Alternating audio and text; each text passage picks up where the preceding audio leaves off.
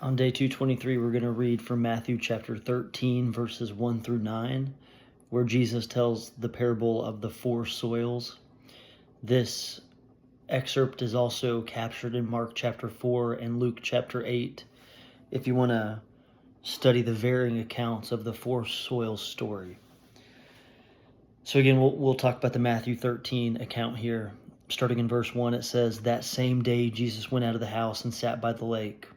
Such large crowds gathered around him that he got into a boat and sat in it, while all the people stood on the shore.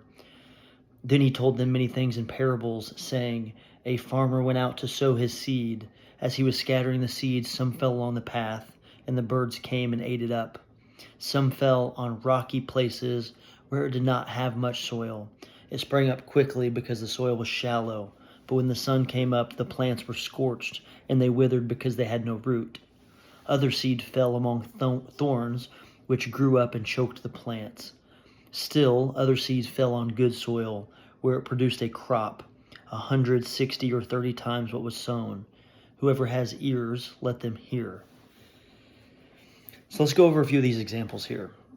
And when he's talking about the soil, I think about like our faith and our foundation, the foundation of our lives, the ways in which we're acting and leading and being, just living our lives, the foundation and the faith of that all. So in verse 5, when it says, "Some fell on rocky places where it did not have much soil. It sprang up quickly because the soil was shallow. But when the sun came up, the plants were scorched and they withered because they had no root." So think about people, and you may have been like this. I was like this a little bit in my past. And you may see others like this in their faith, where if someone has an infancy faith where they treat Jesus like a good luck charm, and they get on fire for Jesus and they have passion and they're talking about it and they're being about it, but when things start to not go their way, or they start not to understand why Jesus is doing something in their life, they get skittish or burnt out or fall away. And not only do we see this in our spiritual life, but we see this with our diets or working out or any goal that we have. When things get hard and difficult and challenging, do we actually persevere? And as it says here, as Jesus is saying in this parable, if our foundation's built in a rocky place, the seeds that are being sown aren't going to have a root. So yeah, they might spring up quickly. It might look really awesome at first, but it's going to wither and die out as soon as the sun hits it. The second example that I'll talk about that he gives here in verse 7, it says, "Other seed fell among thorns, which grew up and choked the plants."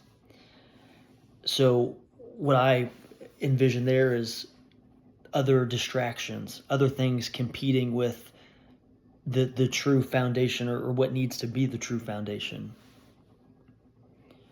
What other thorns do we have in our lives as it relates to our faith that are choking the plants, that are choking the growth out of what really needs to be there? And man, in America, there's a lot of examples.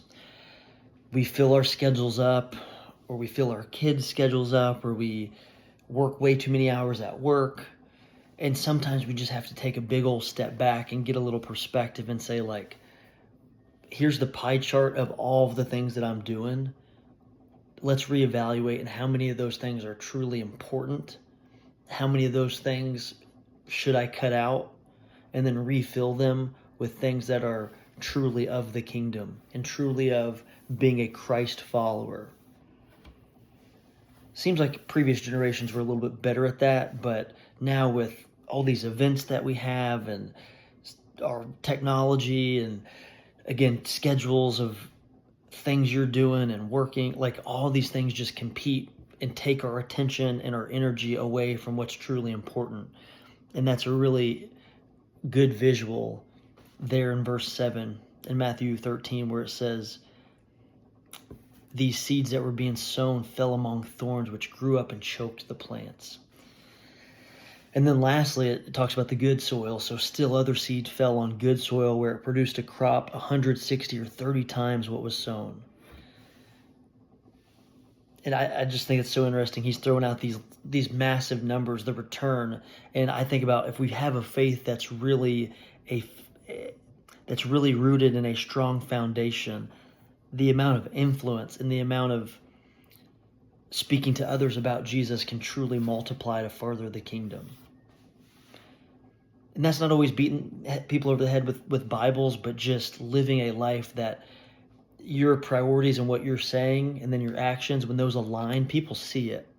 Especially when you can do that over time and just have a quiet, nose to the grindstone nature about you. And then when conversation, don't ever shy away from directly preaching the gospel to people. But I'm just saying, if you set a really good example just day after day after day, and you're kind of that Bible that maybe some people aren't going to pick up a physical Bible, but they see your example in their life, and then you can eventually approach them and have a conversation about how you're able to be consistent and joyful. Or they might even ask first, is like, hey, something's different about you, man. Like, how are you able to continue to keep trudging through this life, because life's hard? Then that's a perfect gateway into being like, hey, it's not of my doing, but it's building a good foundation that's not of me, but of him. Just sharing that spiritual perspective with people can multiply the kingdom, as it says here, if you have that good soil and that good foundation that Jesus talks about in verse 8.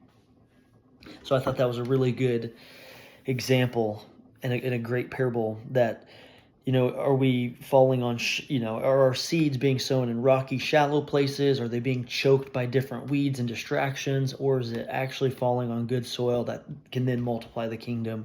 Let's meditate on that as we head into a brand new week tomorrow. That's day 223.